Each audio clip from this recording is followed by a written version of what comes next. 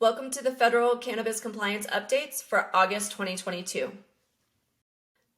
All right, out of marijuana moment, state lawmakers across the U.S. call for federal marijuana legalization and banking reform in revised resolution. The nonpartisan National Conference of State Legalization, NCSL, has voted to adopt a revised policy directive that expresses support for federal marijuana descheduling and cannabis banking reform amid the state-level legalization movement. The measure, which builds on an existing directive that NCSL passed in 2018, was approved at the organization's 2022 legislative summit on a voice vote on Wednesday. Most of the discussion that preceded the vote centered on the need for federal banking reform, a state lawmaker present at the event told Marijuana Moment. But there was no debate over the legalization language. While there was no roll call, the legislator said that the opposition was minimal, and he estimated that only about 5 to 7 of the 44 states and territories presented seemed to raise their voice against adoption.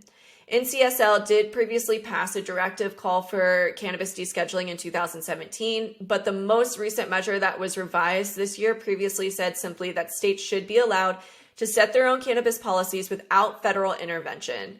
Members of NCSL voted to expand the position to include an explicit call for federal legalization. So real quick, just a note here, legalization and descheduling, like different things, okay? Legalization, decriminalization, rescheduling, all of that, very different.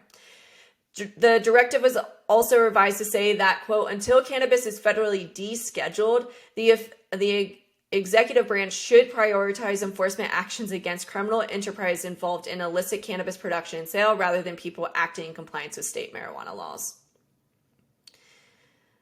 Another new section that was added to the policy directive pushes Congress to also pass cannabis banking reform. Quote, under federal law, cannabis businesses in states that have legalized the sale of cannabis are unable to utilize the country's banking system, forcing them to operate as primarily cash-owned entities, end quote, the directive says. Quote, this reliance on cash makes cannabis businesses prime targets for theft, burglary, armed robbery, and other property crimes, which we already know. So yeah, trying to make some progress. We'll see what happens. Next article is from the Green Paper. And so just kind of highlighting a few things.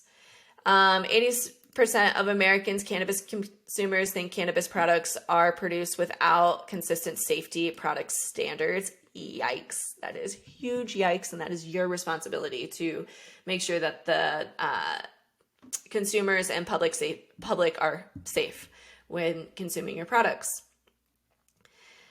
Yeah, funny little gif right there.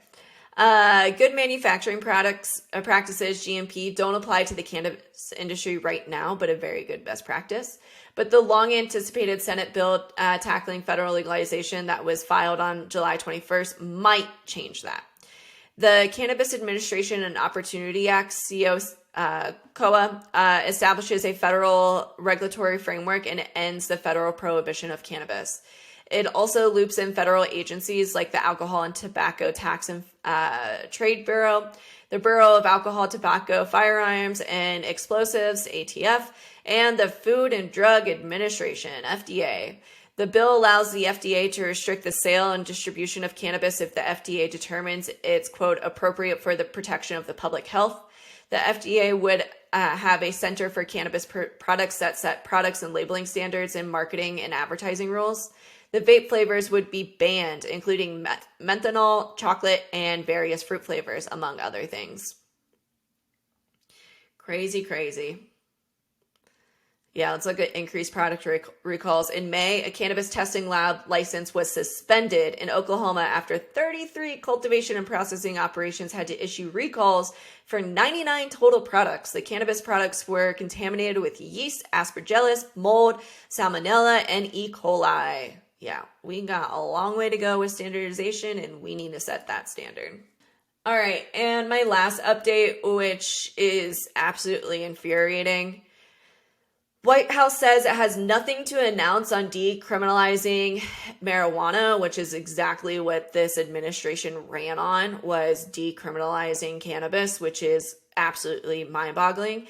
And what's really frustrating is that the everyday consumer does not know the difference between decriminalizing, legalizing, and rescheduling. So down later in this transcript from the press secretary, as I have said, quote, as I have said before, the president supports leaving decisions regarding legalization of recreational use up to the states. Rescheduling cannabis as a Schedule II drug, the same type of scheduling as cocaine, so researchers can study its positive and negative impacts. And at the federal level, he supports decriminalizing marijuana use and automatically expunging any prior criminal records. We don't have anything to announce today at this point, but just wanted to lay that out for you. Do not reschedule cannabis. This would be an absolute nightmare. Our industry as we know it would essentially be gone. And I'm just blown away by the terms, semantics, or implied semantics that they're trying to put out there to the everyday consumer that does not know the differences between decriminalize, rescheduling, and legalize. So is what it is. Hopefully we don't get rescheduled. I really hope not. And I hope he leaves it up to the states and he just decriminalizes cannabis entirely. No one should be in jail for a plant. That's my tangent. And that's the federal updates for August 2022.